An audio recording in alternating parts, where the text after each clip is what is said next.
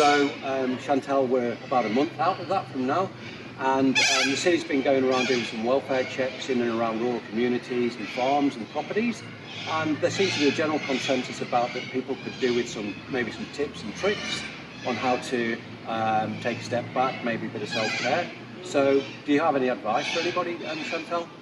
Yes, look, I mean, it has certainly shaken a lot of us up, you know. In the weeks after, it's normal to, maybe get back into some sort of routine, some sort of, normal way of life. But sometimes if we have some pre-existing anxiety or depression, or not feeling 100%, then a big natural disaster like this can really have quite a big significant effect. So my tips, I suppose, are to really look after yourself. How do you do that when you're trying to rebuild, or when you're busy, or if you're, a mum or working, whatever? So it's about taking time out. So even though it's serious business, having to rebuild and etc., this is one of the hardest things we might have to do in our lives. It's really important to take time out for self-care. And self-care can look like, having a chat with some friends, stopping, just doing whatever you're doing, and just taking 5 minutes to read a book, or put your feet up, or read the newspaper. So these things are simple, but they're a really good remedy to kind of release those kind of intense feelings. Okay. Other things can be sleeping well. Hard when you've got lots on your mind, but trying to stick to regular sleeping routines, so going to sleep at the same time, waking up at the same time, just gives us a sense of control, and obviously that's going to help with our anxiety, because we're in control of the situation. Eating well, super important. And fresh juices. You like fresh juices? I do. I juice every day. Yeah. Yes, but fresh juices, fresh veggies, trying to get some, good sort of vitamin and mineral sort of intake is really important. So those basic things, but also, looking at other social things, social aspects, keeping in touch with friends and family, those that really help to, uplift you and make you feel positive and good. So I guess the other thing as well is, with such a devastating event that we've never known the likes of before, it's perfectly normal and natural to be feeling anxiety, Chantal. Absolutely, and everybody does feel anxiety. It's normal every day. It's normal to feel anxiety. If we go to, if we're preparing for an exam or a job interview, we get, those feelings. Absolutely. But when those feelings, I don't know, like butterflies in your tummy, or sweating, or thinking all the time, can't switch off, if that's interfering with your everyday life, then that's when it starts to become a problem.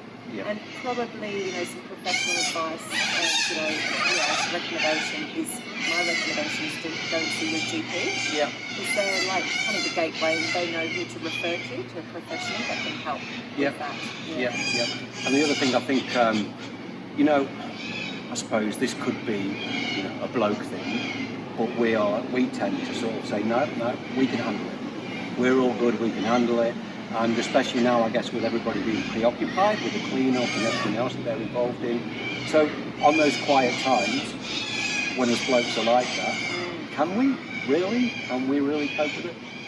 Yes, well, sometimes, blokes, as you say, don't verbally say what's going on, but you can, as a friend or partner or family member, you can just keep an eye on them, just check in on them, how you going, and not go, talk about, so how are you feeling after the cyclone, and how's your anxiety levels. That's no, but but just talk, how you going, mate, what's rebuilding with this, what's going on with the farm rebuilding, what's happening, and just that. It's not about what you really say, but it's just about more being with somebody, being present, and just being there for somebody. Because if you're on a farm or a station, or in a rural community, there, you might be quite isolated. Sure. So apart from family and friends, then the resources to professional help can be reduced. So family friends do play a very important role in that sense. Yeah. So just checking in on them, going for a meal or cooking them a meal, you know, or practical things, just really helping on a kind of a practical one-on-one kind of basis. Yeah, yeah. And is there, if we are wanting to check in with our partners, with our mums and dads, that sort of thing, are there any particular signs to look out for, Chantal?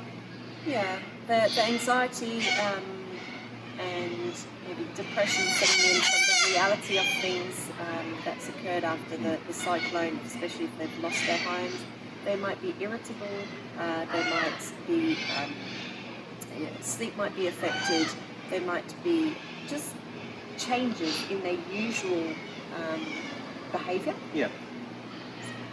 And it's okay to say, hey, I've just noticed these changes in you.